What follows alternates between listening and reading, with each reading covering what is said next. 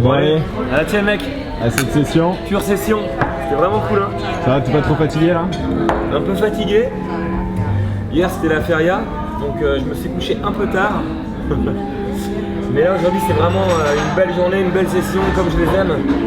Il y a juste le vent qui était idéal. Il y avait à peu près 15-20 nœuds de poniente.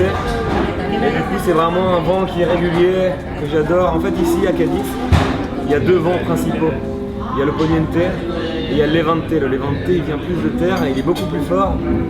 Et le poniente il est plus léger mais par contre il vient de la mer et c'est un vent que j'adore qui est un peu plus dense.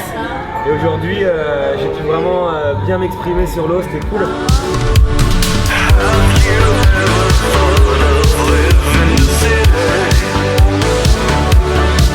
Comment t'as commencé le kite en fait? Parce que...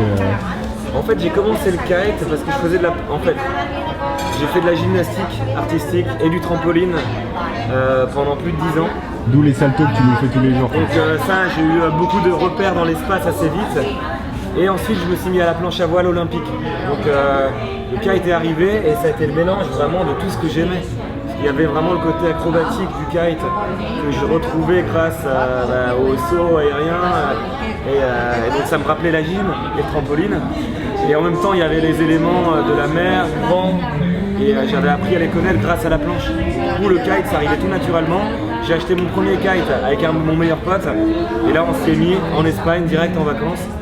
Et voilà, c'est parti comme ça. Et j'ai direct accroché, au bout de 2 ans, je faisais la Coupe du Monde parce que c'était le début du sport aussi. Donc on a tous vite évolué.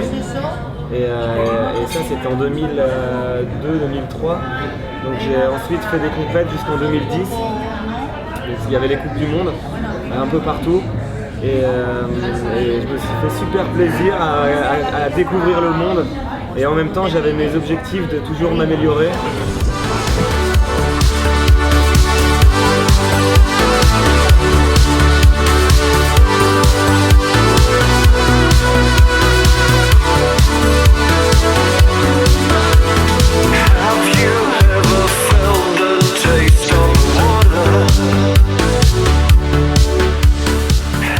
Aujourd'hui j'ai fait pas mal de figures, j'ai fait un peu mon petit répertoire old school et new school. Attends mais c'était super impressionnant, il y en a un où tu tournes comme un fou là, c'est quoi ça? Ça c'est la toupie, ça c'est mon petit trick à moi, il n'y en a pas beaucoup qui le font. Et en fait aujourd'hui c'était un peu fort le vent par rapport à l'aile que j'avais, du coup c'était un peu technique.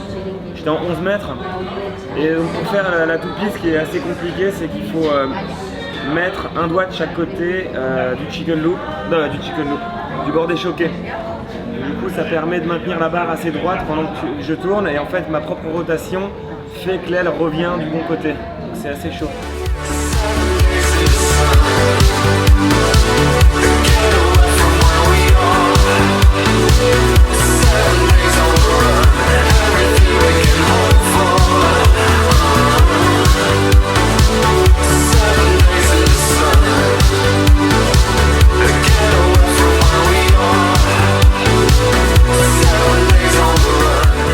Et là, quand il y a des petites vagues comme aujourd'hui, j'aime bien aussi faire des gros virages dedans, faire des beaux sprays. Et voilà, donc en fait pour moi une belle session c'est quand tout est rond, tout est fluide et que j'arrive à poser tous les tricks que je me projette. Après j'en ai fait un autre que j'adore, c'est le back mob. Ça c'est mon trick new school que je préfère. Donc là c'est le 3-6 en arrière, c'est un back roll avec un passage de barre dans le dos. Et là j'ai laissé l'aile assez basse avec de la vitesse, donc c'est assez engagé. Et j'adore ces tricks, franchement c'est un de mes préférés. Donc le move il commence en fait bien avant de le faire. Rien que dans la glisse, il faut avoir de la vitesse, il faut être synchronisé par rapport au pop. Et l'atterrissage il est important aussi.